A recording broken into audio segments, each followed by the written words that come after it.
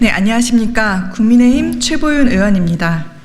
더불어민주당 서미아 의원과 함께 국제장애인인권규범인 유엔장애인권리협약과의 국내법 조화를 위한 세트법 공동대표 발의 기자회견을 시작하겠습니다. 유엔장애인권리협약이 우리나라에 발효된 지 벌써 15년이 지났습니다. 그동안 장애인연금법, 주거약자법, 발달장애인법, 장애인보조기기법, 점자기본법 등의 장애인특별법이 제정되었고 장애인 권리 보장을 위한 수많은 법률의 개정이 이루어졌습니다.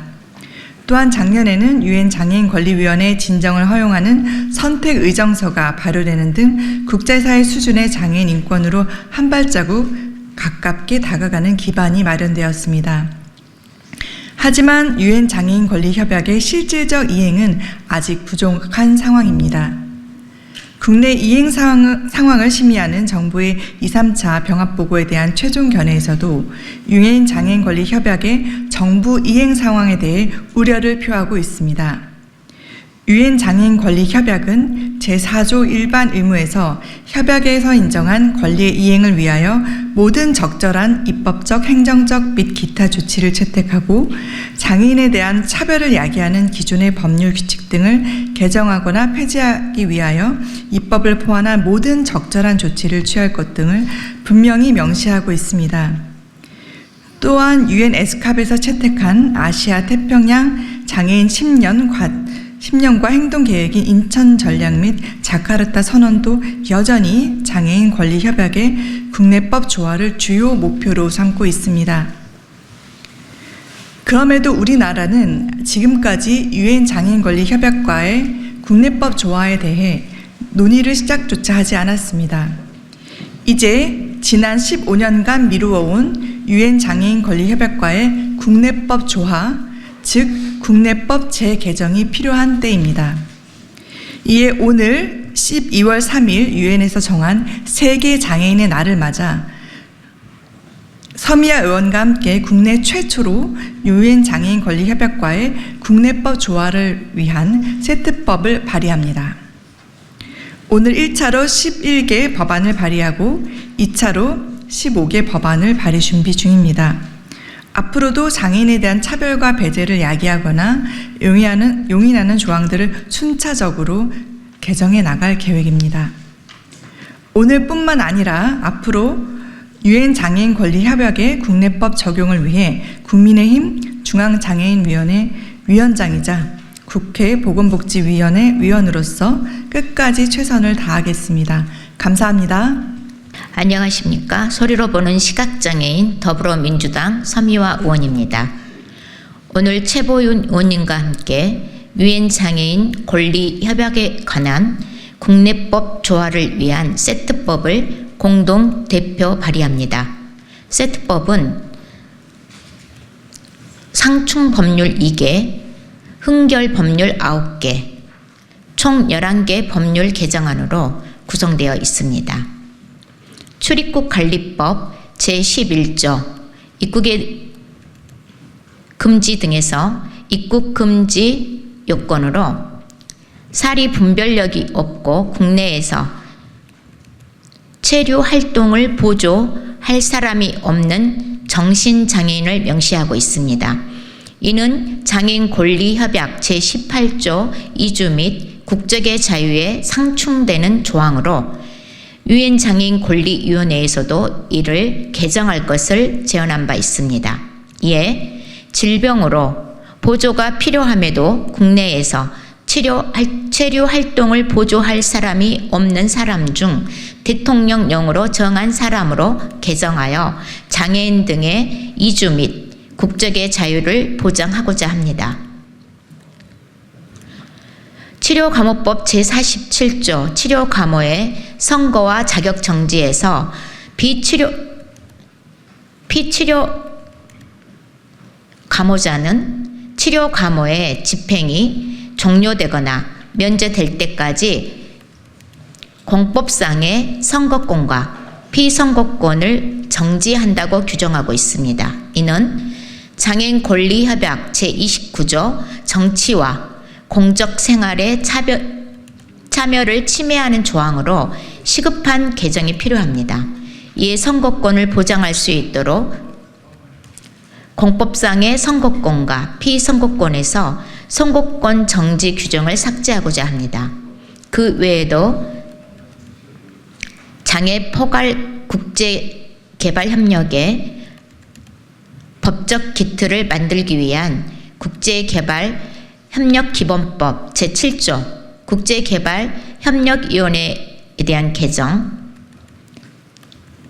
장애를 이유로 한 노동조합 권리 실효적 보장을 위해서 노동조합법 제9조 차별 대우의 금지 개정, 고령 장애인 등의 권리를 장애 주류화 측면에서 보장하기 위한 노인복지법 제4조 보건복지 증진의 책임 개정, 장애인의 정보 접근권 보장 및 인식 개선 강화를 위한 방송법 제3조 2, 장애인의 권익보호 등 개정 개별화 고용계획 실시를 주 내용으로 하는 장애인 고용법 제3조, 국가와 지방자치단체의 책임 등 개정, 장애인 등 인터넷 이용 격차 해소를 위한 정보통신망법 제14조, 인터넷 이용의 확산 개정을 장애 분리 통계 도입을 위한 통계법 제18조, 통계 작성의 승인 등 개정, 장애인의 사법 접근권 보장을 위한 형법 제11조, 청각 및 언어 장애인 형사소송법 제48조, 조사의 작성, 방법 개정 등을 주요 내용으로 하고 있습니다. 장애인 권리협약 세트법은 장애인을 위해 특별히 지원하기 위한 법 개정이 아닙니다. 장애인도 우리나라 국민이자 우리 옆에 있는 가족, 친구, 이웃입니다.